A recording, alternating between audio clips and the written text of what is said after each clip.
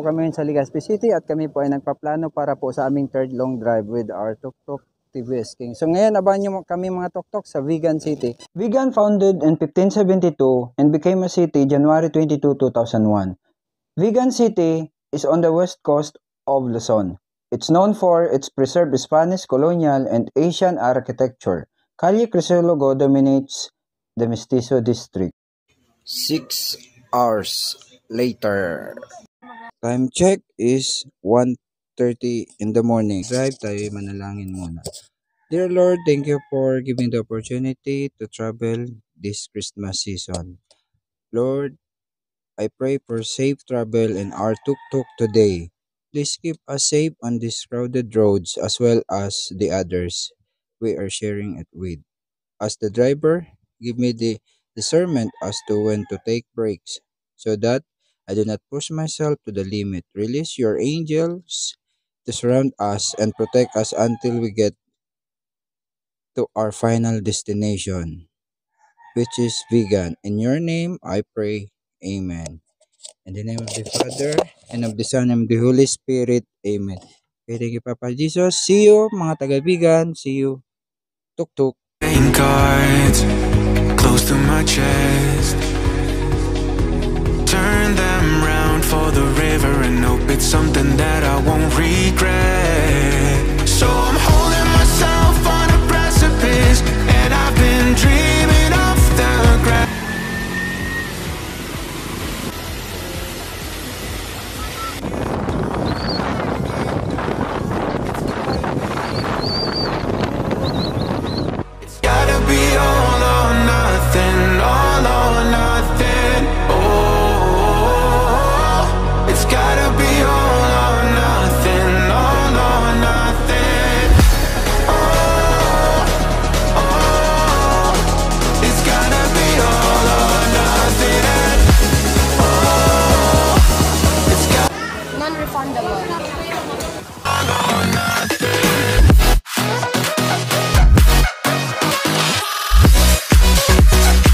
Hi.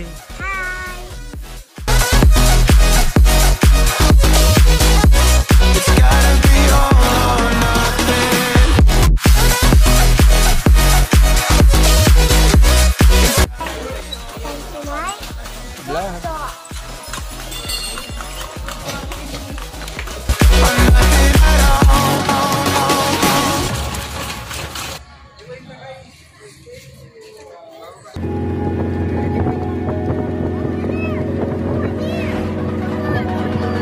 It's almost like falling in love for the first time, all over again. Hold on tight to the feeling, but it's a roller coaster in my head. So I'm holding myself on a precipice, and I've been dreaming.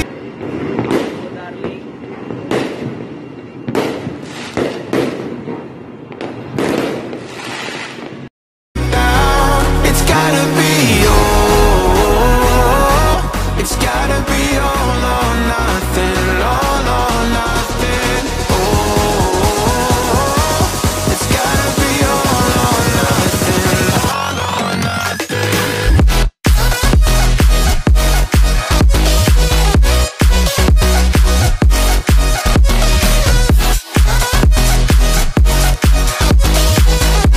It's gotta be all or nothing. It's gotta be all or nothing. Oh, or nothing at all.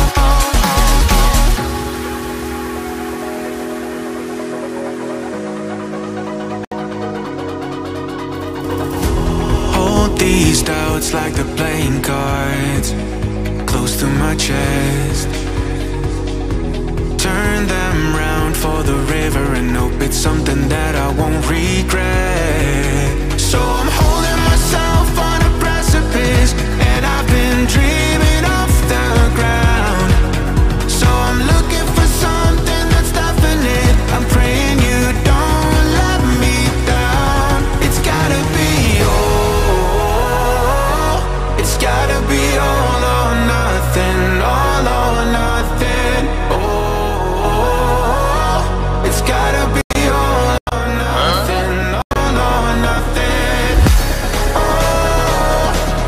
time check mga katuktok, it's 4:30 PM. So nandito na po kami ngayon sa Lucena Bypass Road. So nakita ng mga riders yung tuktok namin.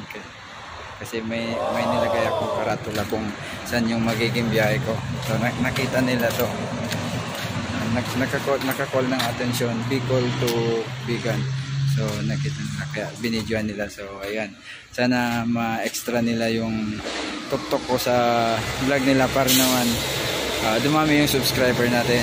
Okay, para naman dumagdag yung suporta sa atin para lumaki yung ating channel. So since baguhan tayo at medyo konti pa lang yung nanonood sa atin, malaking tulong na yun kapag na-features nila yun. So yan, i-upload din natin to soon. Mga katuktok, yung grupo nila yung nakakita ng Bicol to Vigan. So nakakuha na pinicture nila at binigyan nila ng konti yung tuktok. So shout out kung sino man sila. Mga katuktok, nandito na po kami ngayon sa Batangas. So time check is 7:45. So kakarating lang po namin from Bicol, more or less 19 hours po kami. Super traffic mula Bicol hanggang dito. Sabi nga sa balita, yung mga bus, yung common na travel hours nila is nadidili sila ng 6 hours. Kung kapatid ko umuwi last week, inabot ng 24 hours sa traffic daw. Kami naman 19 hours using our tuk-tuk. Hindi, makikitulog muna kami. So since 2 oras lang yung tulog ko kagabi, midlip ako sa daan. Hindi na ulit tumigil, hindi na ako ulit midlip na kaya ko naman. Mayroon naman cobra eh. So ngayon, makikitulog muna kami sa aking kapatid. Mamayang gabi, maaga kaming alis papuntang Vigan. Bye. Ganito pala yung nalilit ng tuk-tuk road. Hello. Adi ba kita? Explain mo na Wayne advance niya. Pagabot dyan, Ayun na natin. yan sa unahan, bago mag-church, may ikutan kita. Kaya mag-U-turn, pabalik. Andrew Avenue, ang bulsat talo, ito na. Ikot kaya, pabalik din sa inaganta. Direction. Ayan mga katuktok, nandito kami ngayon sa hindi natin malaman kung saan to. Nagkantalito-lito na kami. Alam nyo na, taga-probinsya, tapos mapapadpad ka sa isang lugar na umaasa ka lang sa Waze. Papunta kaming Vigan eh. So, nasa Muntinlupa ata kami. So more or less 400 kilometers pa yung papuntang Vigan. Kaya ngayon, ayan,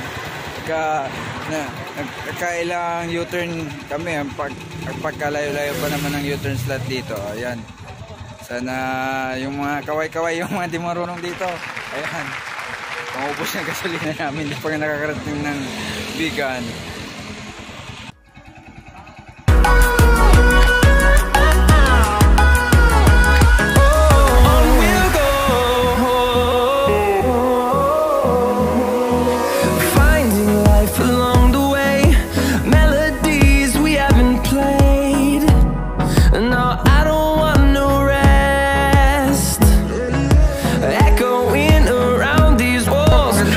Nandito na kami ngayon sa Tarlac. So konting usad na lang, malapit na kaming Vigan.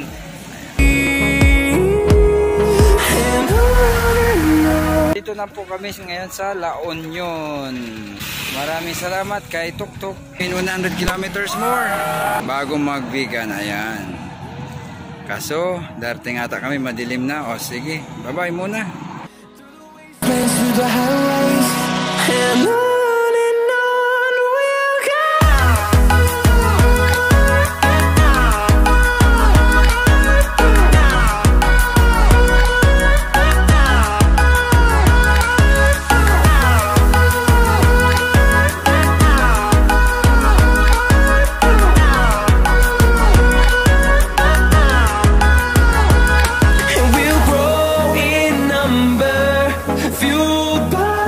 See the horizon turn us to thousands, and we'll